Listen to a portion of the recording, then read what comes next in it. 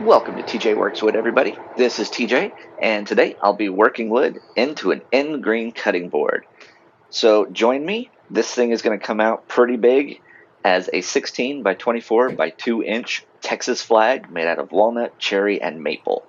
So if you like it, let me know. But let's get this thing built and see how it turns out.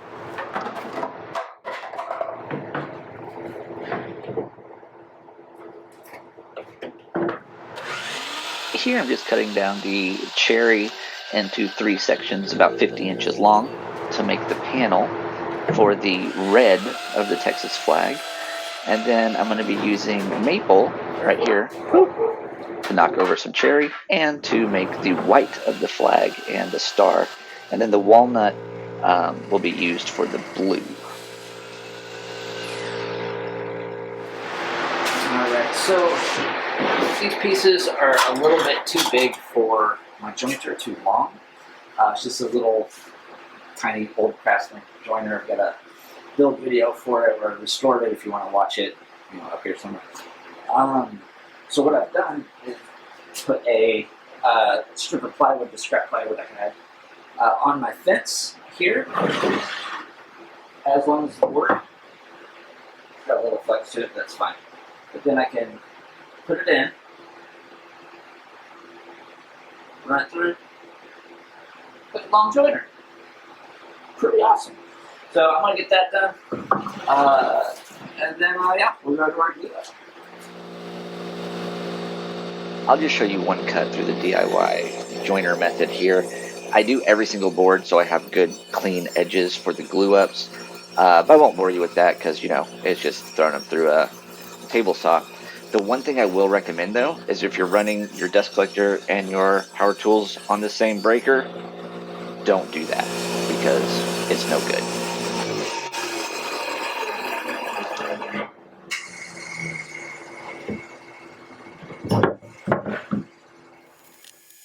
Here I'm just getting the first panel glued up, putting some tape on my clamps just to save them from getting stuck to the wood. And then I'm going to add some cawls at the end just to make sure everything's nice and flush and even. And once I get this done, we'll start on the next panel. Alright, so put this one in here, call it a night, let it dry, and then I'll work on the other panel on another day.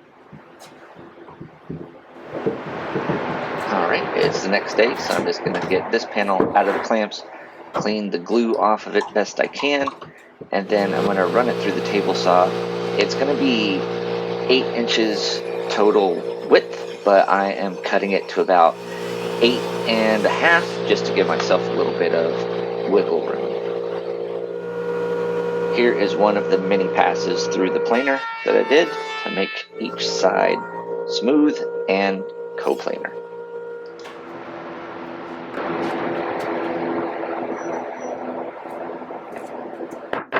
Now back to the miter saw with a 2 1/4 inch stop block setting on there, so I can cut all the segments to slightly over the 2 inches that I'm going to want, just to give myself, again, a little bit of wiggle room.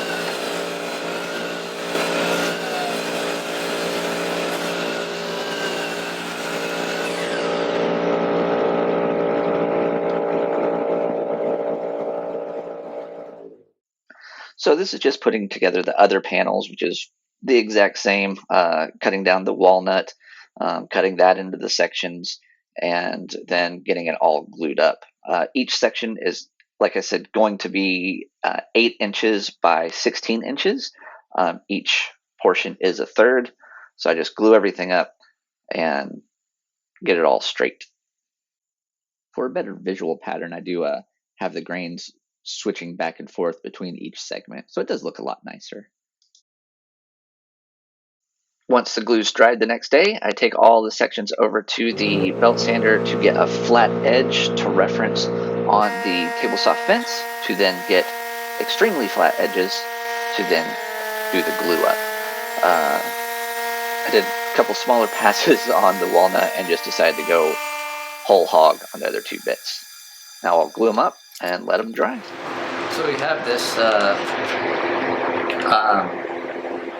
Inlay kit. Got at Woodcraft. And it's basically for you to make patterns for inlays. These be 6 inches. We're going to make the template a little more than 6. So it's here. Pencil out to 3.5.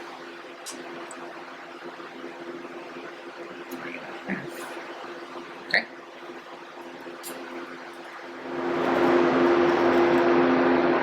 Be real gentle with these mechanical pencil legs.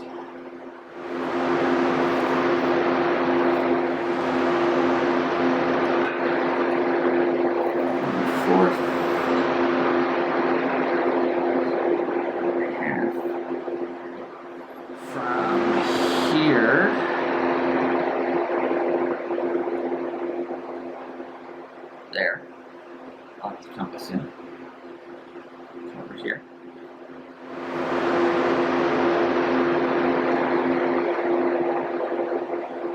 There, here.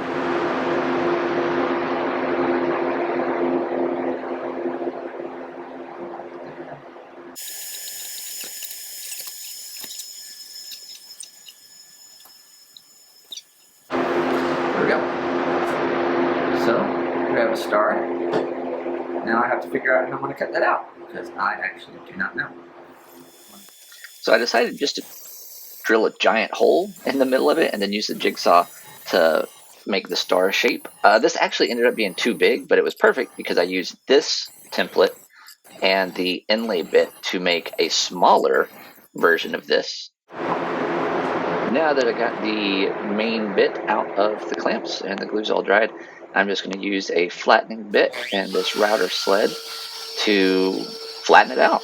It's a little too big for my planer, plus it's a end grain, so I'm not super comfortable putting end grain stuff through the planer. Maybe I'll get a drum sander one day. I don't know. Now here, I'm just using my floor sweep from the dust collector build I made. I'll link it up at the top. And now, finally, I am getting the final size of the cutting board, which, again, is about 16 inches by 24 inches by 2 inches.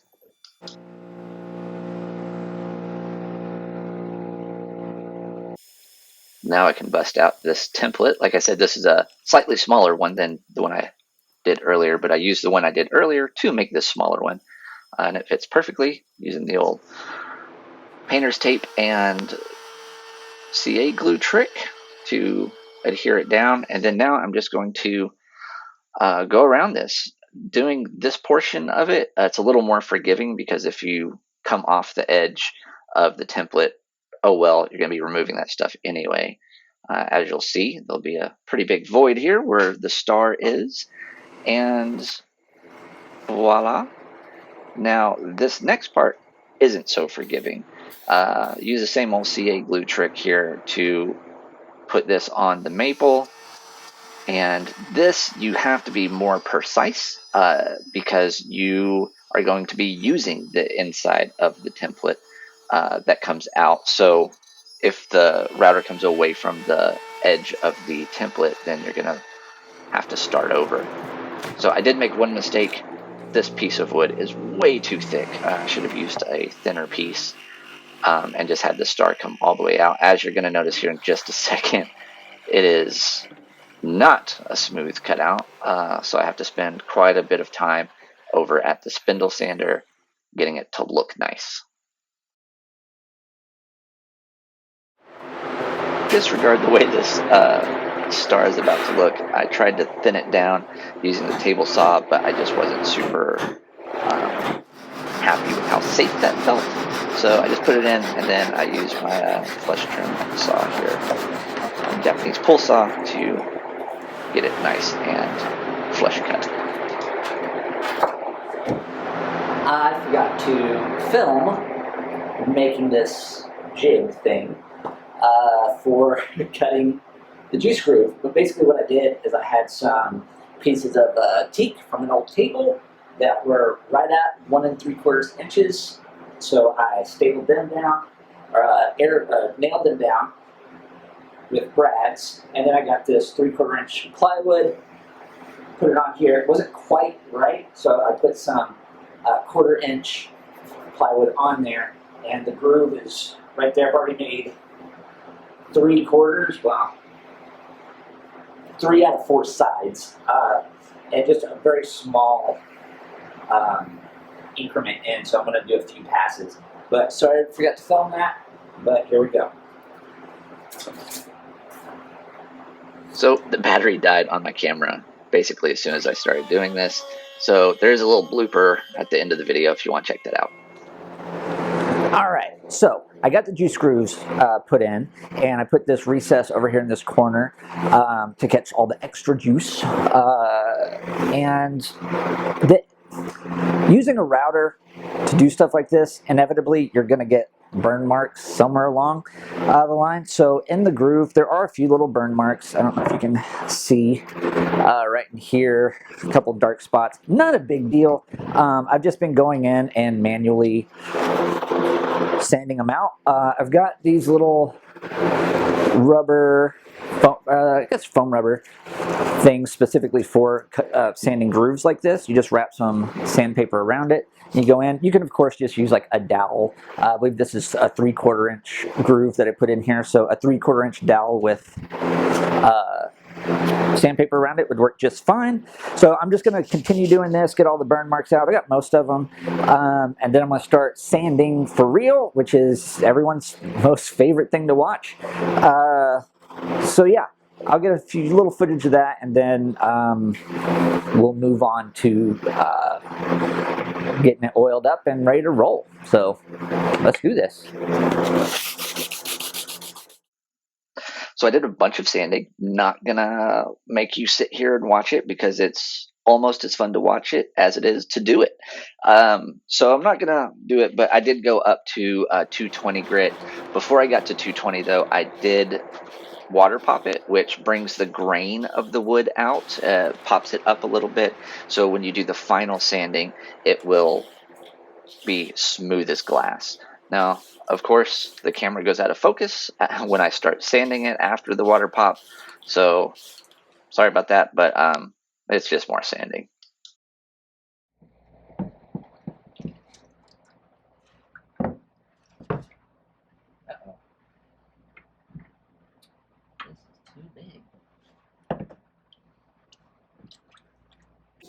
I filmed this on my phone for a YouTube short, so sorry about the orientation, but man, I really love the way that these 3 wood combinations go together and with the way they pop when you oil them up.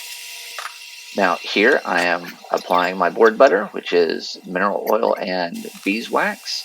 And every time I make a board for someone, I always give them a couple tins so they can re-wax the board when needed.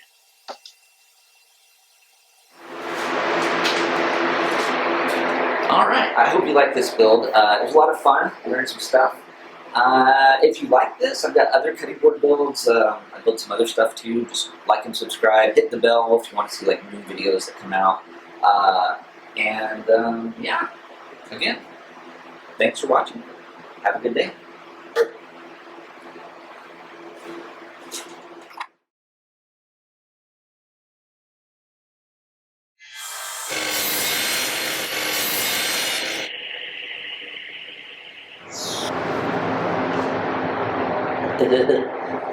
Battery died, but just imagine.